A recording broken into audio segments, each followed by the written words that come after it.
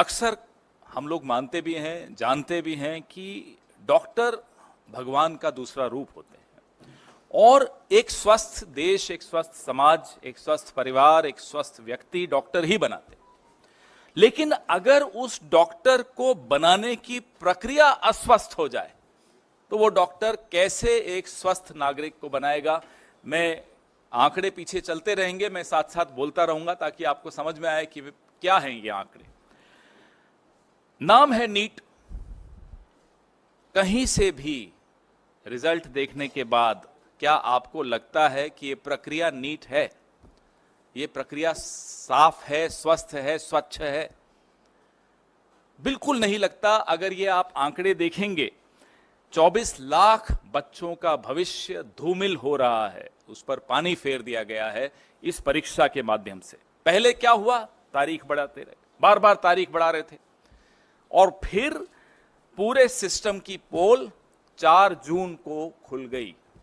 4 जून पर भी फिर आएंगे, पहले चर्चा इस पर कर लें। पूरे के पूरे 720 आउट ऑफ 720 आउट ऑफ 720, आप पीछे आपके सामने स्क्रीन पे जो आंकड़ा दिख रहा है वो देखिए। इसको 67 टॉपर्स थे जिसको 720 में से 720 अंक मिले इस साल। पिछले साल कितने थे, उसके पिछले साल कितने थे?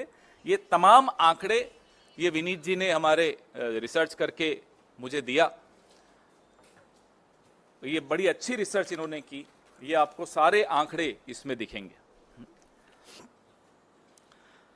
पिछले 8 सालों में, चलिए पिछले साल का तो छोड़िए, पिछले 8 सालों में सिर्फ 7 ऐसे छात्र थे जो पूरे में से पूरे अंक लाए हों।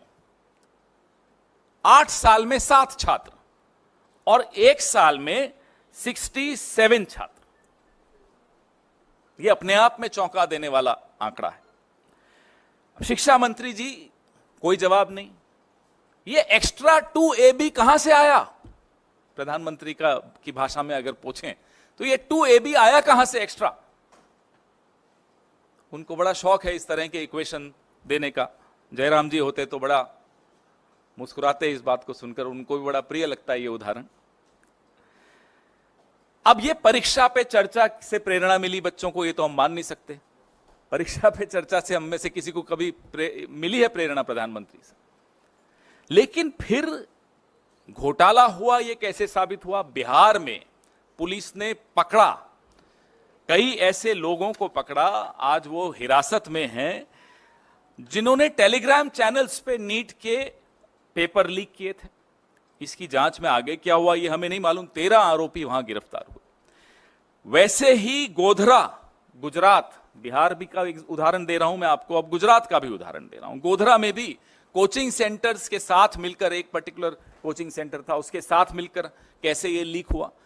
तो ये बिहार और गुजरात, ये एनडीए का गठबंधन क्या नीट डिजास्टर अलायंस हो गया है? एक उदाहरण बिहार से है, दूसरा उदाहरण गोधरा से है, प्रधानमंत्री जी की कर्मभूमि से है।